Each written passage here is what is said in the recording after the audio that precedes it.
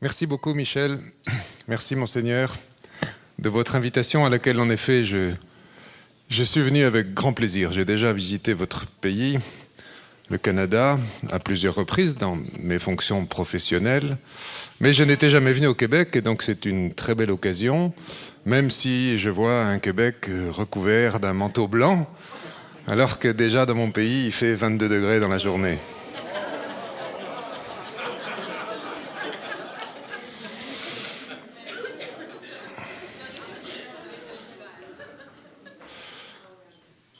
Michel m'avait donné des consignes assez précises pour la conférence qui est prévue demain, où j'essaierai de vous expliquer ce que nous faisons, et m'avait donné liberté de manœuvre et de ton pour ce soir. Et donc, j'ai imaginé d'essayer avec vous de répondre à cette question: est-ce que la famille est une école de la vie bonne? La vie bonne, cette question lancinante que se posent les philosophes depuis Platon. Qu'est-ce que c'est que la vie bonne? Et est-ce que la famille est une école de cette vie bonne? J'ai conscience que beaucoup d'entre vous auraient ce soir aimé écouter le débat des chefs, étape importante de votre vie politique, et je mesure l'honneur qui m'est fait par votre présence. Je me permets donc de solliciter votre indulgence et j'espère ne pas décevoir votre attente en remarquant parmi vous, comme je l'ai déjà entendu cet après-midi, beaucoup de gens d'expérience et de sagesse à qui je ne prétends pas apprendre quoi que ce soit, simplement partager des convictions. Et je me dis aussi que notre sujet n'est finalement pas très éloigné de vos préoccupations politiques. Je vous propose donc une réflexion sur la famille comme école de la vie bonne, et pour illustrer ce propos, je vous propose de regarder ce très beau tableau de Van Gogh. Évidemment, il n'est pas tout à fait de saison, pas encore pour vous. Il n'est non plus pas tout à fait d'époque, puisqu'on y voit une famille qui est manifestement une famille d'un ancien temps.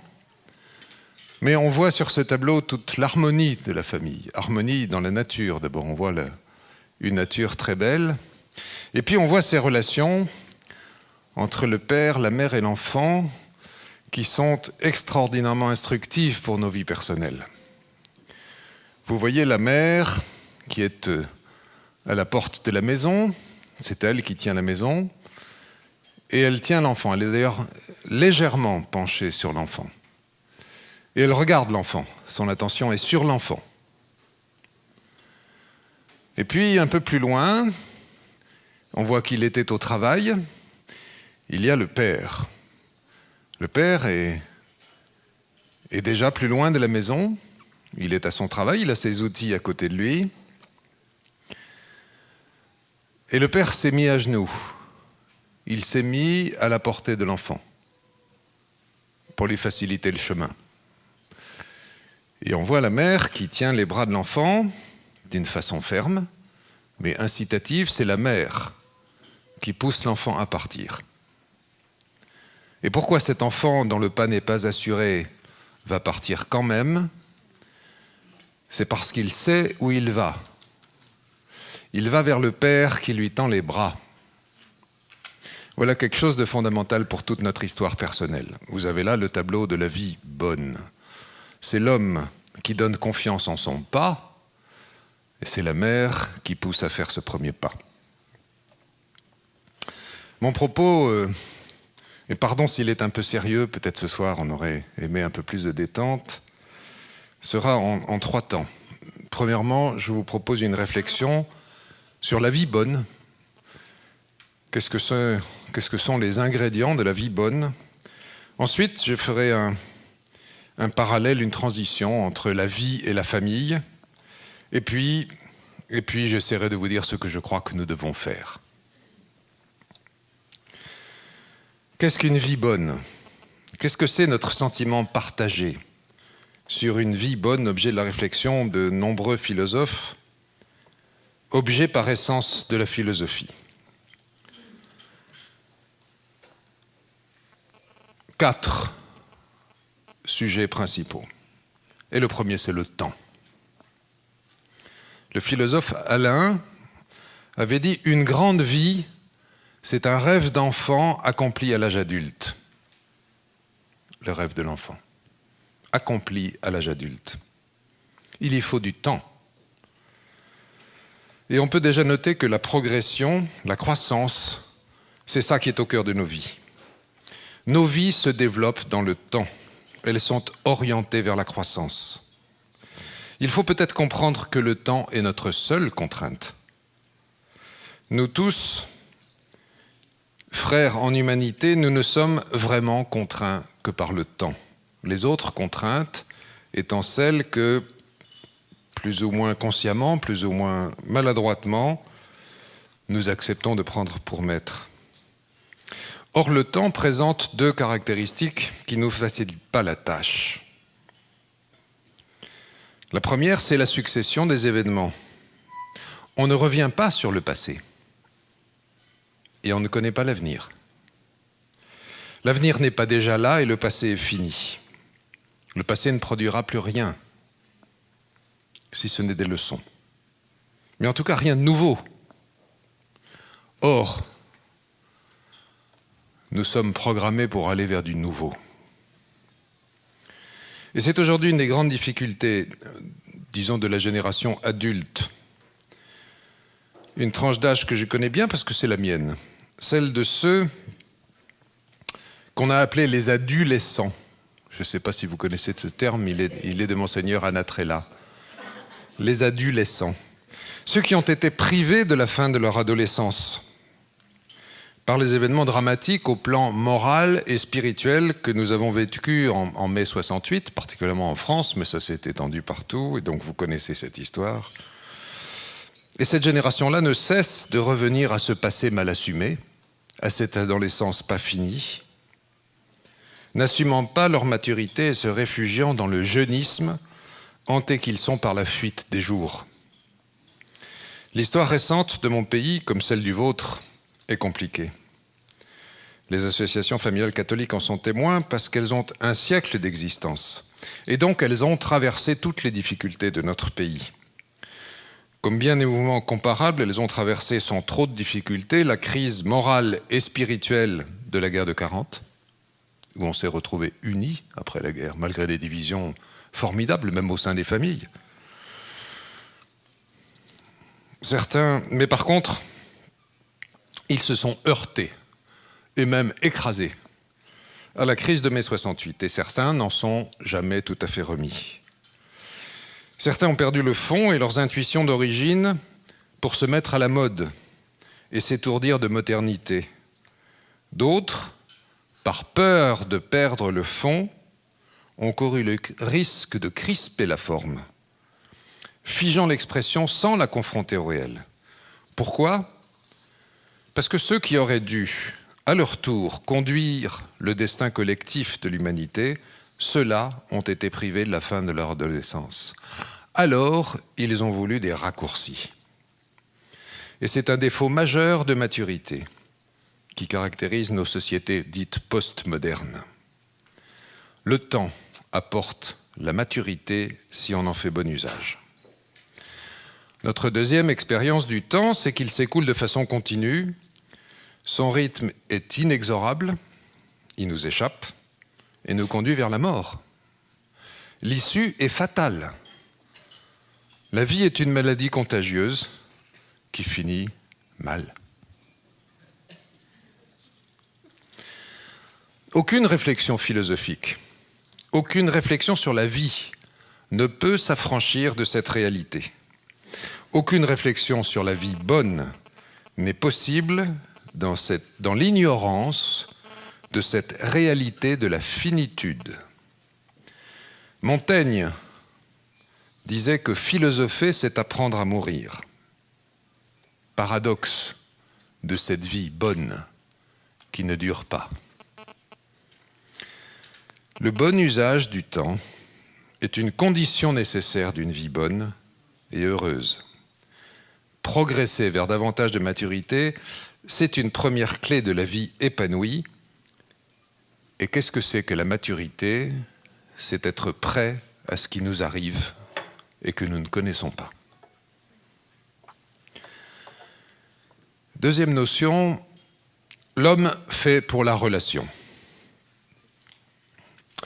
Pour nous chrétiens, le fondement de notre réflexion sur la vie se trouve bien sûr dans la Genèse, le récit de la création. Comment et pourquoi Dieu a-t-il créé le monde? Eh bien, il a pris son temps, lui aussi. Il a créé quelque chose de nouveau tous les jours. Et chaque fois qu'il a créé quelque chose de nouveau, il a vu et dit que c'était bon. Donc, tout ce qui a été fait par Dieu est bon. Une vie bonne, c'est une vie faite par Dieu. Une vie bonne, c'est une vie en Dieu. Et puis après avoir créé la terre, le ciel et tout ce qu'ils contiennent, comme le dit joliment le texte, alors il créa l'homme et lui insuffla une haleine de vie. Et cette fois-ci, il n'a pas dit que c'était bon, il a dit que c'était très bon. Et il a parlé à l'homme, l'invitant à donner un nom à toutes les créatures. L'homme a reçu le pouvoir de nommer les choses, lui accordant par là un destin particulier, au-dessus du reste de la création. Mais il s'est très vite ravisé.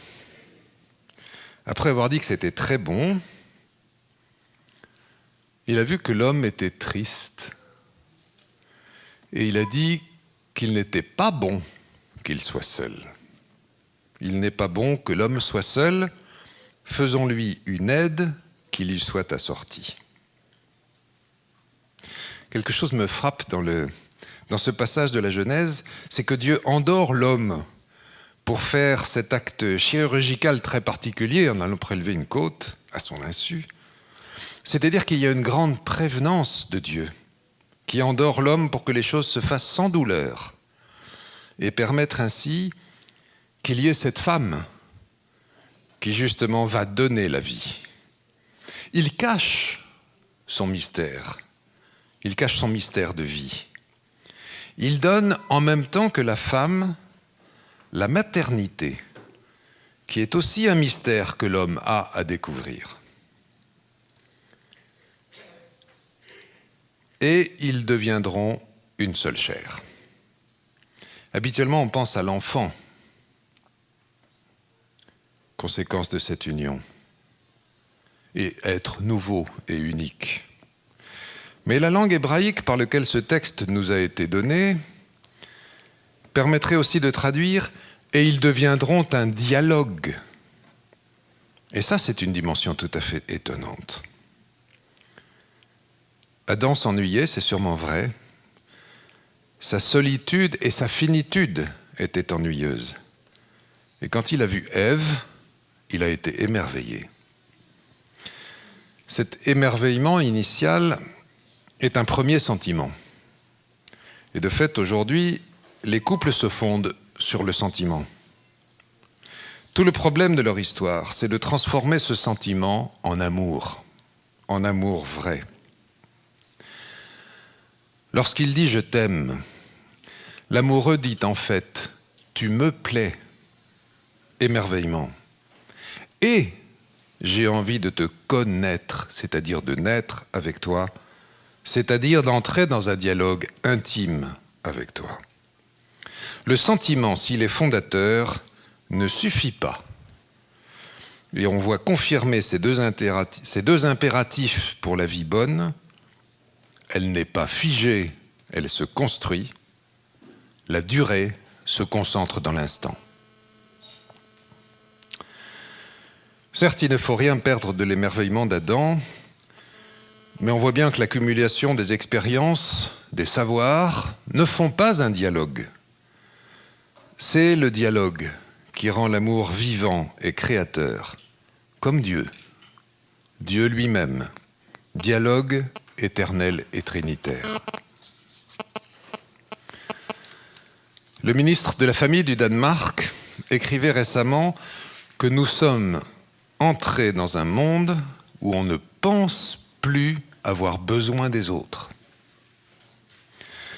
Aujourd'hui, nos prophètes de malheur Il y en a un dans mon pays, il s'appelle Jacques Attali, il y en a naturellement dans le vôtre, je ne les connais pas, je ne les citerai pas, qui sont des observateurs fins et des analystes froids, parce qu'ils sont sans espérance, nous prédisent un monde de solitude juxtaposée. Et malheureusement, cette idée se répand et fait de nos sociétés développées, riches, opulentes. Du simple fait de cette richesse, elles produisent de l'individualisme et de la solitude. 55 millions de personnes vivent seules en Europe. Nous ne leur offrons pas les conditions d'une vie bonne, puisqu'ils n'ont plus de relations. À son image et à sa ressemblance, il le créa, nous dit la Bible. La vie bonne, celle à laquelle est invité l'homme par son Créateur, qui vit lui-même une relation trinitaire, est une vie de relation. Deuxième remarque sur la création. Quand j'étais jeune, j'écoutais les conférences d'un père jésuite qui s'appelait le père Varillon. Cet homme avait une très grosse voix de basse. Je vois quelqu'un qui l'a entendu déjà. Et il s'adressait à un parterre de gens très sérieux. Et il disait de sa grosse voix de basse, « Dieu n'a pas créé le monde. » Alors vous imaginez, un soir, dans une église parisienne, des gens sérieux, légèrement assoupis, tout d'un coup, ils étaient très sérieusement réveillés. Et ce père jésuite poursuivait, « Si je dis que Dieu a créé le monde, j'introduis je ne sais quelle idée de fabrication qui ne lui ressemble pas. Mais je dis que Dieu crée éternellement le monde par contagion suscitatrice d'amour. » Alors là. Et c'est bien vrai que l'homme n'était pas fini, c'est-à-dire limité par sa création, mais qu'il lui est donné de participer à son propre développement, au développement du monde, à la création par la procréation, d'orienter sa liberté et finalement consentir à l'amour, pour s'infinir sous le regard de son Dieu qui lui seul est parfait. On veut définir l'homme, mais sa vocation c'est de s'infinir. Troisième notion, le bonheur et le courage. Courage, qualité du cœur. Bonheur, joie de l'esprit. Il y a au cœur de l'homme une aspiration légitime au bonheur. Que nous disent tous les jeunes en recherche d'authenticité, d'identité, de liberté, de vérité, mais en grand désarroi, aujourd'hui peut-être plus que jamais. Ils nous disent leur soif de bonheur et en même temps la conscience de sa difficulté. Tant les horizons leur semblent bouchés et leur aspiration fondamentale contrariée. Alors quand la société leur propose des bonheurs faciles, ils sont terriblement tentés de s'y précipiter pour fuir un quotidien qu'ils voient sans avenir. Et on connaît ces paradis artificiels et leurs terribles dangers, tout et tout de suite. Pourtant contestée il y a un demi-siècle, la société de consommation a tout envahi. Elle n'a pas apporté les ingrédients d'une vie bonne. Or, comme l'a dit récemment le pape Benoît XVI, je dis récemment parce qu'il était encore là, pape en exercice il n'y a pas si longtemps, au parvis des gentils à Notre-Dame. La recherche de la vérité n'est pas chose facile parce qu'il n'y a pas de raccourci vers le bonheur. Il y faut toute une vie, et ça nous ramène au temps. Jean-Paul II, dans son message aux jeunes, les avait invités à méditer la parabole du jeune homme riche. Lui qui cherchait le bonheur s'en est allé tristement, parce qu'il a manqué de courage. Lui aussi, observant convenablement ce qui était prescrit, il voulait un raccourci. Conscient qu'il espérait davantage, mais finalement rebuté par la difficulté du renoncement, auquel il ne pouvait consentir. Une vie bonne n'est pas une vie sans difficulté, ni sans épreuve. Ce n'est pas une vie sans histoire.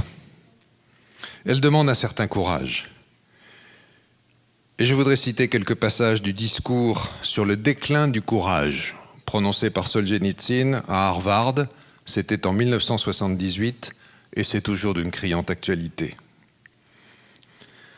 Le déclin du courage est peut-être le trait le plus saillant de l'Ouest aujourd'hui pour un observateur extérieur. Le monde occidental a perdu son courage civique. Ce déclin du courage est particulièrement sensible dans la couche dirigeante et dans la couche intellectuelle dominante, d'où l'impression que le courage a déserté la société tout entière pour fuir un futur lointain. La vérité est rarement douce à entendre. Elle est presque toujours amère, disait-il au début de son discours, pour développer ensuite une réflexion sur les droits individuels et leur développement, parfois au détriment du bien commun. Une réflexion qui n'est pas moins d'actualité aujourd'hui, mais au contraire encore plus urgente. Écoutez. Aussi longtemps que nous nous réveillons chaque matin, sous un soleil paisible, notre vie sera inévitablement tissée de banalités quotidiennes. Mais il est une catastrophe qui pour beaucoup est déjà présente pour nous. Je veux parler du désastre d'une conscience humaniste parfaitement autonome et irreligieuse. Tout conflit est résolu par le recours à la lettre de la loi, qui est considérée comme la fin de tout.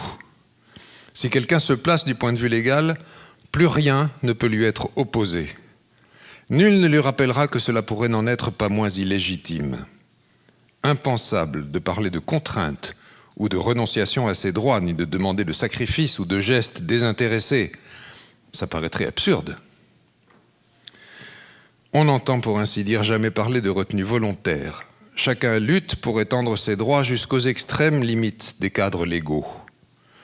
Quand la vie est tout entière tissée de relations légalistes, il s'en dégage une atmosphère de médiocrité spirituelle qui paralyse les élans les plus nobles de l'homme.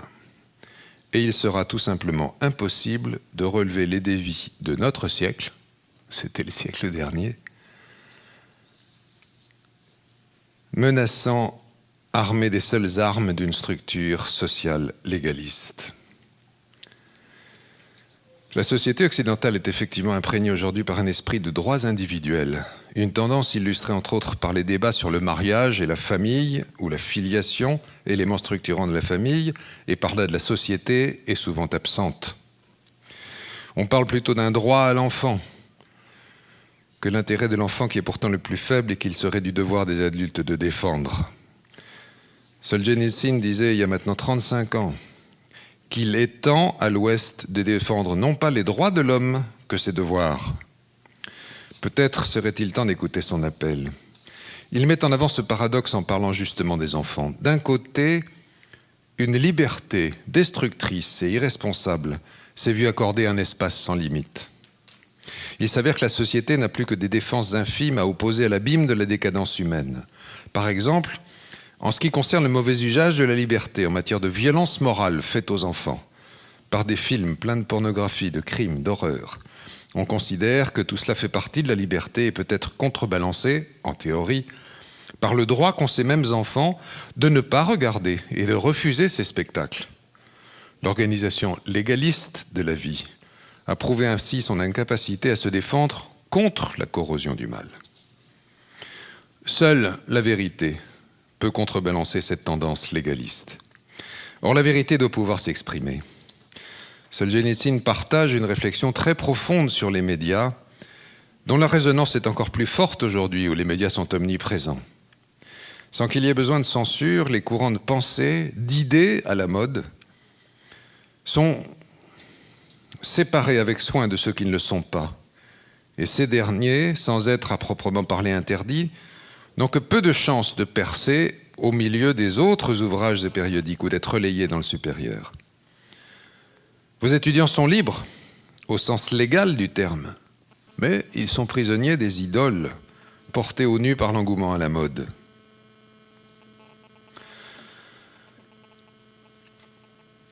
Cette sélection opérée par la mode, ce besoin de tout conformer à des modèles standards, empêche les penseurs les plus originaux d'apporter leur contribution à la vie publique et provoque l'apparition d'un dangereux esprit grégaire qui fait obstacle à un développement digne de ce nom. La réponse à cette évolution de la société apportée par Solzhenitsyn repose sur la dimension spirituelle. seul capable de laisser percer la vérité sur l'homme et rendre l'homme libre. Le combat pour notre planète, physique et spirituel, un combat aux proportions cosmiques, dit Solzhenitsyn, n'est pas pour un futur lointain, il a déjà commencé.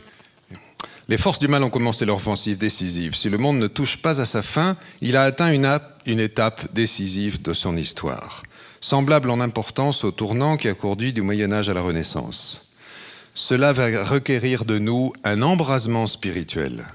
Il nous faudra nous hisser à une nouvelle hauteur de vue, une nouvelle conception de la vie, où notre nature physique ne sera pas maudite comme elle a pu l'être au Moyen-Âge, mais, ce qui est plus important, où notre être spirituel ne sera pas non plus piétiné comme il le fut à l'ère moderne. Notre ascension nous mène à une nouvelle étape anthropologique. Nous n'avons pas d'autre choix que de monter toujours plus haut. Dieu a vu que cela était bon. Il a voulu que l'homme soit heureux. Il ne nous a pas mis sur cette terre pour que nous y perdions. Il nous y a mis pour le bonheur, pour que nous jouissions des biens qu'il y avait disposés, mais nous laissant la liberté d'en choisir les chemins. Le bon usage de la liberté, telle est la condition de la vie bonne. Il y faut du courage. Et bien sûr, pour nous chrétiens, c'est le Christ lui-même qui apporte les clés, lui qui est le chemin, la vérité et la vie. Quatrième notion, l'amour et le don. Quand le Christ nous dit « Je suis venu pour que vous ayez la vie et la vie en plénitude », et puis encore, je vous donne un commandement. C'est un commandement, ce n'est pas juste un petit conseil en passant. Aimez-vous les uns les autres. S'il dit ça et s'il ne dit que ça, c'est qu'il sait bien que ce n'est pas si facile.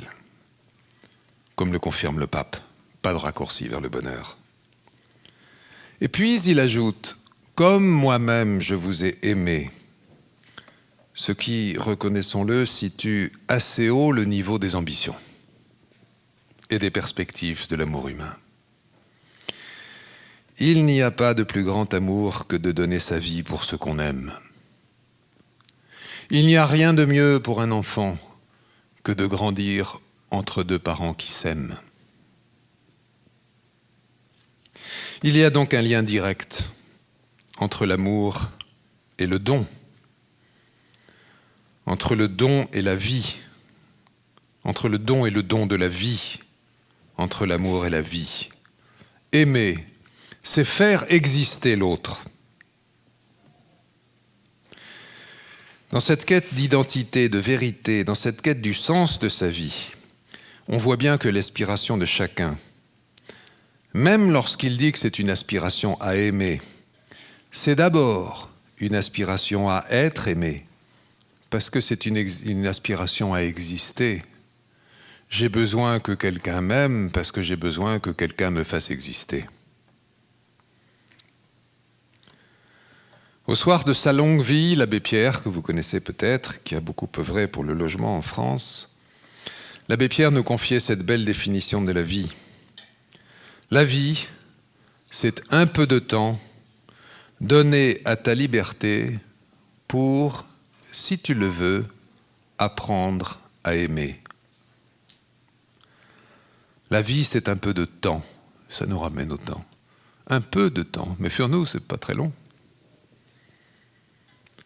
Donner à ta liberté ce que nous avons de plus cher. Pour, si tu le veux, apprendre. La vie est un apprentissage. Apprendre à aimer.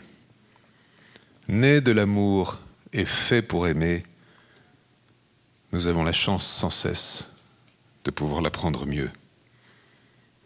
Le temps, la liberté, apprendre, aimer. Tels sont sans doute les maîtres mots de la vie bonne. Alors, quelques propos maintenant sur la famille et la vie. Tous les sondages le confirment. La famille est la première valeur ratifiée par les jeunes, pas seulement en Europe, pas seulement au Québec, mais aussi dans les pays où on ne mange pas à sa faim. La réussite de sa vie familiale apparaît pour tous les jeunes comme un chemin de bonheur possible, un épanouissement enviable. Et là aussi, quelquefois, les difficultés de leur propre famille. Alors j'en viens à cette question clé. La famille est-elle une école de la vie bonne? Que fait-on dans une école? On apprend. Que nous apprend la vie de famille? La famille, elle est à l'articulation de plusieurs...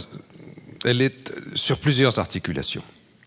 D'abord, il y a, avec ce phénomène de temps, toujours en arrière-plan, l'extraordinaire de la vie comme elle vient, la naissance, est un phénomène extraordinaire. Chaque naissance, dit Benoît XVI, est un sourire de Dieu. Benoît XVI encore, chacun de nous est le fruit d'une pensée de Dieu. Il y a quelque chose de l'extraordinaire dans la vie comme elle vient, dans la vie qui surgit. Et ceux qui ont assisté à la naissance d'un enfant, surtout quand c'est le leur, en gardent le souvenir ému d'une réalité extraordinaire. Et puis ensuite, il y a la vie quotidienne, la vie des familles qui est marquée régulièrement par des fêtes, mais aussi des tristesses, par des succès, par des abandons, par l'ordinaire de la vie comme elle va. Et puis à la fin, il y a ce mélange d'ordinaire et d'extraordinaire de la vie comme elle s'en va. La famille est d'abord cette articulation-là, sensible, entre l'extraordinaire de la vie comme elle vient, l'ordinaire de la vie comme elle va, l'étonnant de la vie comme elle s'en va, ce qui nous ramène à la notion du temps. Je disais que c'est notre vraie contrainte. Eh bien, la famille a cette capacité de nous situer un tout petit peu hors du temps, parce qu'elle est à la conjonction de ces choses extraordinaires et ordinaires, et de nous réconcilier avec le temps, en imaginant d'ailleurs, c'est peut-être audacieux, que le temps c'est nous-mêmes. Nous sommes le temps. La seconde articulation dans laquelle se situe la famille, c'est l'articulation entre l'intime et le social. Et ça nous mène à la relation. La famille est le lieu de la découverte de l'altérité. Altérité des sexes dans le couple, altérité des générations, qui permet à chacun d'abord de se recevoir, ensuite de voir l'autre différent mais semblable, et cette expérience est fondatrice. Mon frère, il me ressemble, mais il n'est pas moi-même. Ensemble, nous avons beaucoup de choses en commun, mais il n'est pas moi-même. Il est un autre, et je suis moi-même un autre, unique. Cette découverte de l'altérité, compte tenu des origines de la création, est d'abord essentielle pour notre identification personnelle. Je ne vais pas m'étendre sur ce processus d'identification qui est assez complexe, et il justifie, paraît-il, les gender studies, mais simplement dire que la famille, lieu de l'altérité et en même temps de la communauté, est particulièrement bienvenue pour cette identification.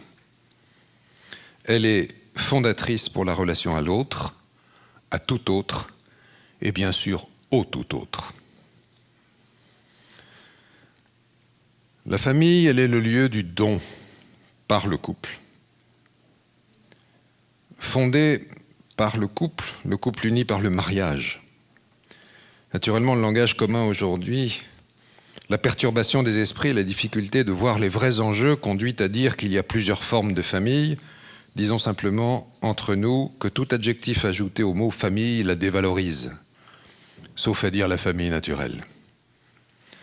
Donc je parle de la famille, la seule, la vraie. Il n'y a d'ailleurs pour nous qu'un seul modèle de famille, c'est celui de la Sainte Famille, dont d'ailleurs je regrette, avec vous peut-être, qu'il ne nous soit pas dit beaucoup de choses sur cette famille-là, qui est pourtant la famille de Jésus.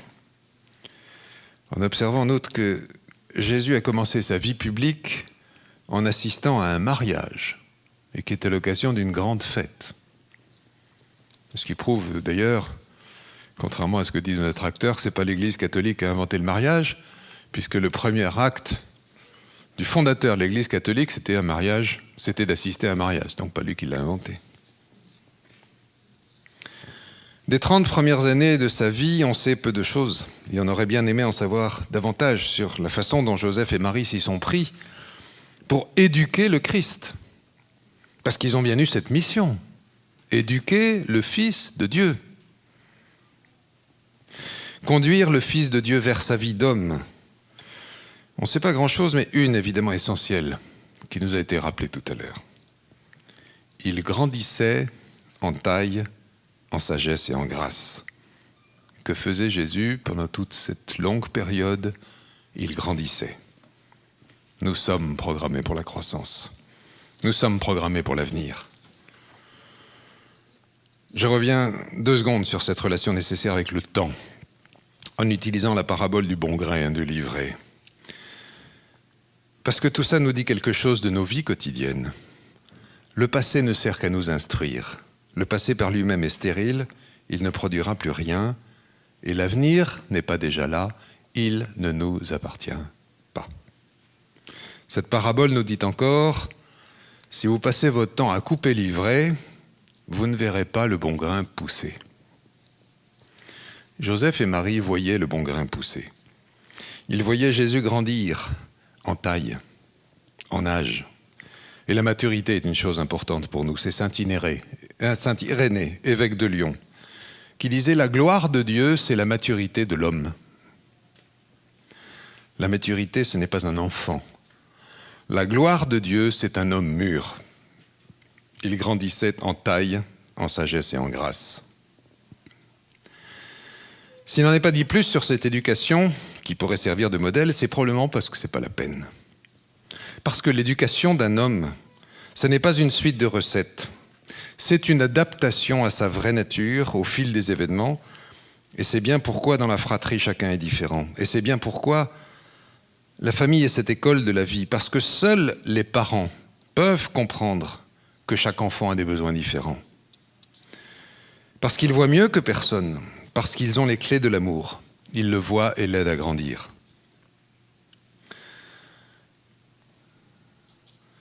Mais voilà, dans cet épisode où on nous dit que Jésus grandissait en taille, en sagesse et en grâce, et qui encore une fois a été rapporté tout à l'heure, il nous est dit autre chose d'important.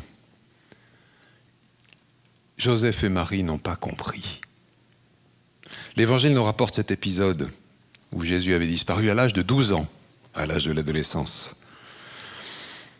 L'Évangile dit ceci. En le voyant, ils furent stupéfaits.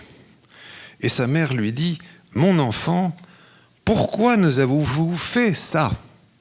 Voyez, votre père et moi, nous vous cherchions tout affligés. » Et lui leur répond, « Pourquoi me cherchiez-vous? Ne saviez-vous pas qu'il me faut être dans les choses de mon père? » Mais ils ne comprirent pas. Ils ne comprirent pas la parole qu'il leur dit. Et puis, tout rentre dans l'ordre. Il descendit avec eux, il vint à Nazareth, et il leur était soumis, et sa mère conservait toutes ces choses en son cœur. Voilà qui devrait aider les parents. Ils n'ont pas compris. Combien de fois nous ne comprenons pas ce que nous font nos enfants? La Genèse nous apprend pourquoi, en conséquence de sa découverte, l'homme quitte son père et sa mère, et tous deux ne font qu'un. Ils ne font qu'un avec cette expression extraordinaire dans l'enfant. Quand on dit qu'ils ne font qu'un, ce n'est pas la fusion de l'un dans l'autre, mais c'est parce que l'un et l'autre se prolongent par le don fait à l'autre de sa propre personne, dans cette unité nouvelle qu'est l'enfant. Ainsi, l'enfant dans sa famille se reçoit lui-même comme un don. Il est un don pour sa famille, il est un don pour lui-même. Quatrième notion, plus difficile, accrochez-vous, le couple, l'altérité dans l'unité. Dieu a créé l'homme, homme et femme. Homme et femme, il le créa dans l'altérité, dans la relation. Il les créa à son image, ce qui confirme pour nous que le bonheur, c'est d'être à l'image de Dieu. Et qu'est-ce que c'est qu'être à l'image de Dieu? C'est être capable d'aimer. On pourrait dire que c'est le couple qui est à l'image de Dieu, et pas chacun dans son coin. Toute forme de vie, de croissance, d'amour, de beauté, de joie requiert une simplicité en même temps qu'une certaine unité. La famille, c'est le lieu où sont valorisées, en même temps qu'harmonisées, les différences fondamentales de l'être humain. La différence des sexes en tant que femme et homme, la différence fondamentale en tant qu'enfant, la sexualité, comme l'a dit Zundel, c'est l'altruisme inscrit dans l'âme et dans le corps. Différence dans l'égalité en vue de la communion. L'homme et la femme sont tous des êtres humains doués de la même dignité. Ils sont différents dans leur corps. Tous deux engendrent, mais de façon différente. Et par conséquent, comme suite logique de cette différence de base, l'homme et la femme ont des aptitudes et des intérêts, une intelligence et des caractères différents. Ils comprennent, ils communiquent, ils aiment de façon distincte.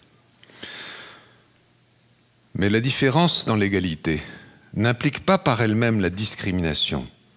Au contraire, elle implique l'interaction, l'échange, la complémentarité, la collaboration, ce qui est dit dans la communication de Paul VI sur la communautarité. Et particulièrement, chacun donne à l'autre de pouvoir procréer et devenir parent. C'est ma femme qui m'a fait père. Ce pouvoir, on le tient de l'autre. Et c'est bien ce qui est à l'image de Dieu, créateur et père.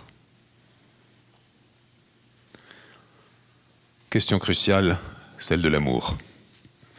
C'est donc l'amour qui harmonise les différences entre les êtres humains dont il fait le don réciproque. L'amour est l'énergie dans le respect de l'altérité. C'est la virtus unitiva de saint Thomas d'Aquin. C'est la seule attitude adéquate à la dignité des personnes. Être une personne humaine, ce qui est le but de notre vie, veut dire être un sujet spirituel et corporel singulier et en relation avec les autres. Les autres sont des biens en eux-mêmes, comme je suis moi-même, et ils méritent, comme moi, d'être aidés à s'épanouir et à être heureux. Comme vous voulez que les autres fassent pour vous, faites-le pareillement. Puisque la personne est un sujet inséparablement spirituel et corporel, elle communique et réagit envers les autres de façon spirituelle et corporelle. Et l'amour humain jaillit de l'intériorité profonde du sujet et s'exprime par des paroles, des actes, des gestes, des comportements, comme le sourire, la poignée de main, l'accolade, l'union intime.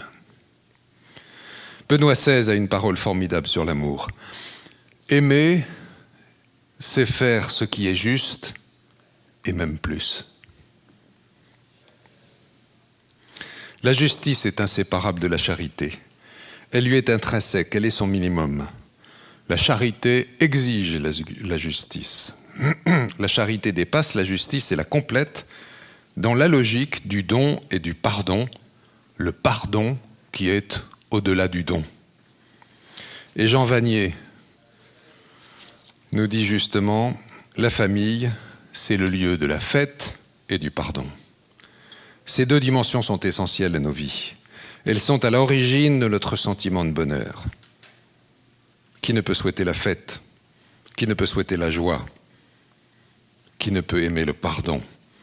Qui est la façon de me réconcilier avec le passé et en même temps d'accueillir l'autre, différent, celui qui me rend responsable de l'amour qu'il me porte. Je deviens responsable de celui qui m'apprivoise. Saint-Exupéry. La famille, elle est l'institution du don et de la communion entre les personnes. De la même façon que le marché et l'échange utilitaire selon la justice, malheureusement déformés par le péché ou par l'erreur, la famille peut être aussi déformée par le péché et par l'erreur. Et donc on ne peut pas seulement affirmer que la famille serait en soi cette école de la vie bonne, sans reconnaître que d'une façon que nous ne comprenons pas toujours, il y a toujours dans nos vies la part du bien et la part du mal. Et le mal, il prend la place qu'on lui laisse. Au moment où ces réflexions, peut-être très attirantes sur le bonheur en famille, ne sont plus partagées par un grand nombre de nos contemporains, je dois vous dire que je ne suis pas très surpris qu'aujourd'hui, le mal s'attaque à la famille. Parce que si elle est bien ce lieu de l'amour, ce lieu du bonheur, cette école de la vie bonne, alors son succès fait horreur au mal. Et après avoir attaqué beaucoup d'autres institutions humaines, au travers de quantité d'idéologies dont on a le souvenir des malheurs qu'elles ont engendrés, il n'est pas tout à fait surprenant qu'aujourd'hui, également au travers de l'idéologie, le mal s'attaque à la famille comme source et condition du bonheur de l'homme. J'ai nommé une idéologie, il faut peut-être en dire deux mots. C'est bien sûr le fameux gender. Il ne faut pas croire que cette affaire soit récente. Ça n'est pas vrai. C'est une affaire inscrite de longue date dans l'histoire des idées. Elle est un pur produit de la Révolution française, qui voulait la mort du Père et d'abord la mort de Dieu. C'est une idéologie athée. Elle a ressurgi en 1937, bien avant les campus américains. C'est vraiment une idéologie de destruction, de déconstruction, comme elle le dit elle-même, et d'agression dans ce qui est le cœur même de la nature humaine, c'est-à-dire son identité dans la différenciation sexuée. On attaque au cœur.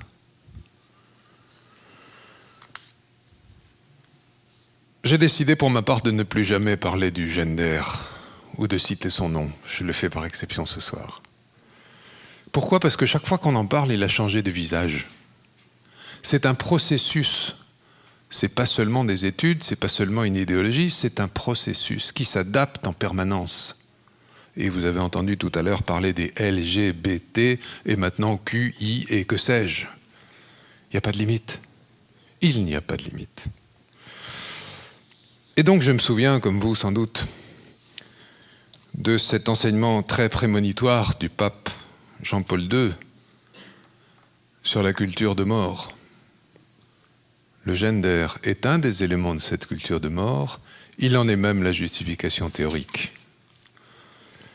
Il faut donc affronter ouvertement cette culture de mort, parce qu'en face de ceux qui nous proposent une nouvelle civilisation, nous avons aussi une nouvelle civilisation à promouvoir. Nous voulons aussi une nouvelle civilisation. Et c'est celle de l'amour. Et dans ce combat difficile de la vie et de la dignité humaine, nous ne sommes pas démunis. Paul VI invitait les chrétiens à habiter le présent comme des gens venus de l'avenir. Nous savons que cette histoire se finit bien. C'est dans cette confiance et cette certitude que nous pouvons oser le risque de la poursuite de l'aventure humaine. Parce que la famille situe chacun dans une histoire qui finit bien. Encore faut-il habiter le présent.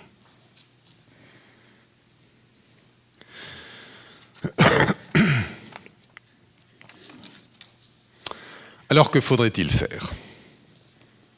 Eh bien, il faut donner du temps à nos vies, à l'éducation et à la liberté.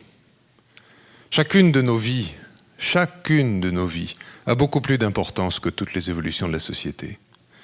Mais comme les évolutions de la société ont de l'influence sur chacune de nos vies, il faut aussi s'en occuper.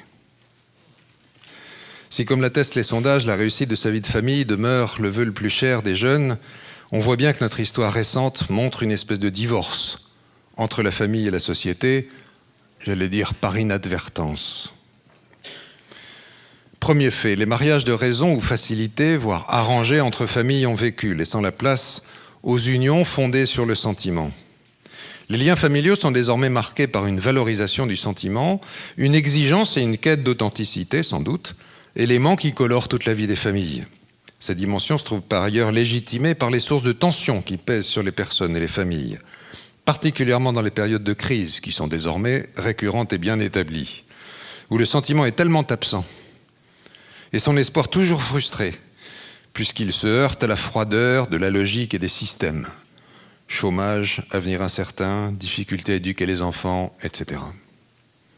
Deuxième fait, dans le même temps, l'État ou les États, progressivement contestés dans leur rôle d'autorité au sens premier du terme, c'est-à-dire caractère de celui qui fait grandir, ont été conduits à asseoir leur légitimité, certes sur la démocratie et donc en principe sur l'intérêt général, mais surtout sur leur capacité à établir un état de droit. Et c'est là que commence la contradiction ou le divorce entre les familles et la société, puisque l'État ne sait pas établir un droit autrement que sur des réalités objectives. Il ne saurait pas le faire sur des réalités subjectives, et donc évidemment pas sur le sentiment. Il ne se sent pas autorisé à intervenir dans les affaires de sentiment, sauf si leur excès vient à troubler l'ordre public. Et il est donc inexorablement conduit à reléguer les sentiments personnels, y compris l'union des personnes, dans ce qu'il est convenu d'appeler la sphère privée. Et la famille n'est alors plus comprise comme cellule de base de la société, mais comme cellule tout court, sans lien structurel avec la société, dès lors qu'elle-même revendique, pour sa constitution, la primauté du sentiment. Oui, on a mérité ce qui nous arrive. Enfin, troisième fait, en tout cas pour nos pays d'Europe occidentale, et certainement du Canada, l'exceptionnel développement économique des dernières décennies a produit des écarts de revenus considérables et croissants, laissant sur le côté ceux qui ne pouvaient pas suivre le mouvement général. Les pouvoirs publics ont alors été conduits à concentrer leur attention sur les situations de marginalisation ou d'exclusion, compte tenu des besoins, relayant en ça des initiatives autrefois privées, et à mettre en œuvre une politique d'accompagnement social et d'assistance sans précédent. Dans une vision optimiste, on pourrait d'ailleurs penser que devant la montée des revendications individuelles, l'État a d'abord fait implicitement confiance aux familles.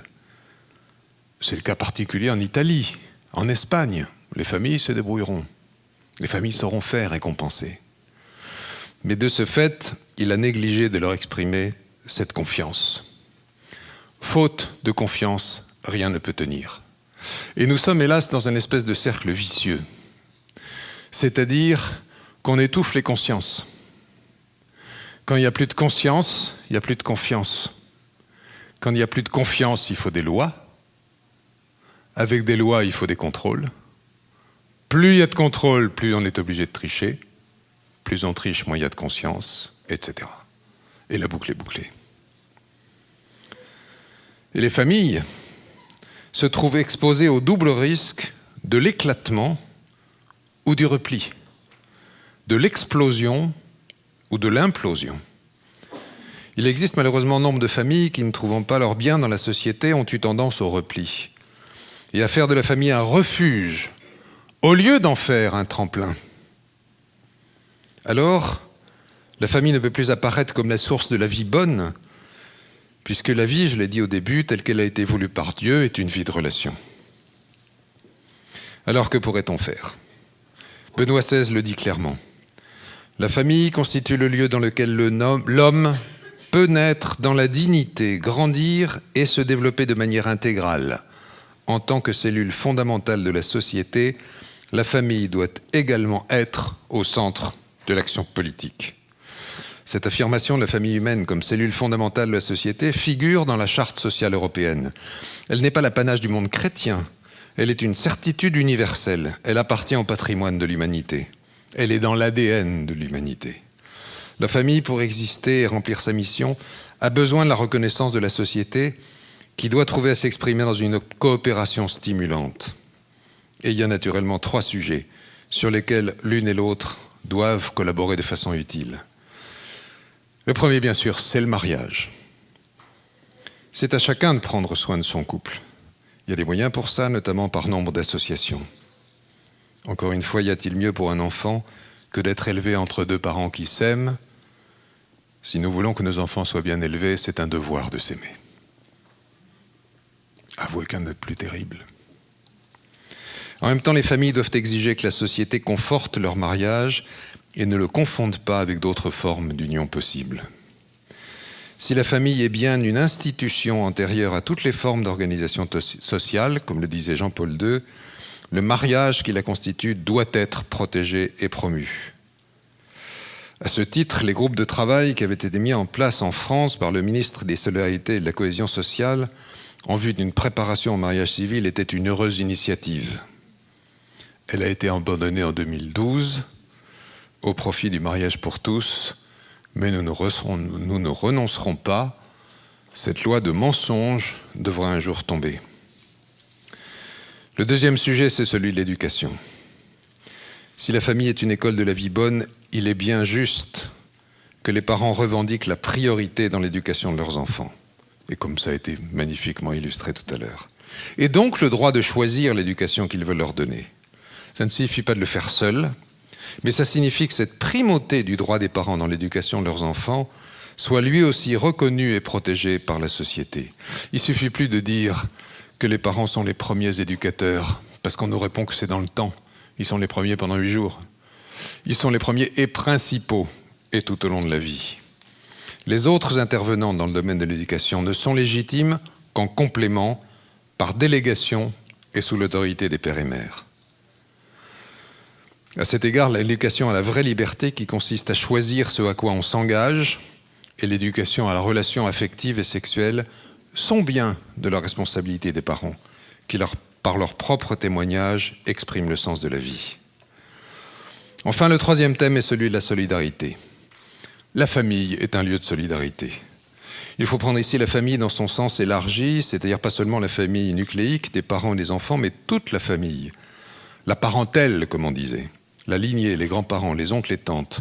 La famille ouverte à la solidarité intergénérationnelle, fondement de la solidarité à l'intérieur même de la société. La société a besoin que cette solidarité naisse au cœur de la famille et doit, par une politique familiale adaptée et ambitieuse, l'accompagner et l'encourager. Il n'est pas juste que des parents s'appauvrissent pour élever leurs enfants. Il n'est pas digne qu'ils dépendent exagérément de l'allocation. Et la première préoccupation devrait être que chaque famille puisse se développer du fruit du travail de ses membres. Une deuxième préoccupation devrait conduire à valoriser ce qu'on appelle le travail invisible, celui qui produit du bien-être et des bienfaits à la société tout entière, mais échappe au secteur marchand. Il s'agit bien sûr de l'éducation, mais aussi de toutes les formes de soutien aux plus faibles, aux plus âgés, aux plus démunis, que l'évolution démographique rend plus nécessaire. Une troisième préoccupation est une fois encore liée au temps et la compatibilité entre vie professionnelle et vie familiale, qui fait heureusement l'objet de réflexions utiles, mais encore bien insuffisamment mise en œuvre. Dans une méditation sur le déclin démographique, en Europe, 1,5 enfants par femme en moyenne, quand il en faudrait 2,5. Cette Europe qui lui semble lasse et vouloir même se congédier de l'histoire. Benoît XVI écrit « L'enfant a besoin d'une attention pleine d'amour. Cela signifie nous devons lui donner un peu de notre temps, du temps de notre vie. Mais précisément, cette matière première essentielle de la vie semble toujours davantage faire défaut. Le temps que nous avons à disposition suffit à peine pour notre propre vie. Comment pourrions-nous le céder ou le donner à quelqu'un d'autre ? Avoir du temps, donner du temps, cela constitue pour nous une manière très concrète afin d'apprendre à se donner soi-même, à se perdre pour se trouver. Du temps pour apprendre à aimer, c'est bien le sens de nos vies. C'est bien le sens et la joie de la famille humaine qui, à travers le travail et la fête vécue dans chaque famille, comme il a été dit aux Journées mondiales à Milan, conduit chacun vers plus d'humanité, vers son développement intégral. Il n'est jamais trop tard pour en trouver le chemin, pour nous mettre à l'école de la vie bonne, même si saint Augustin lui-même finit ses confessions en disant « j'ai aimé trop tard ». Nous avons la chance, nous qui vivons dans cette époque, d'avoir à disposition 3 papes. L'un qui sera bientôt saint, le pape de l'espérance. Le second, le pape de la foi, qui est toujours là, toujours avec nous. Et le troisième, le pape François, le pape de la charité. La foi, l'espérance et la charité, finalement. C'est bien ça les conditions d'une vie bonne, et nous en avons 3 témoins privilégiés pour notre propre bonheur et notre édification. Merci beaucoup.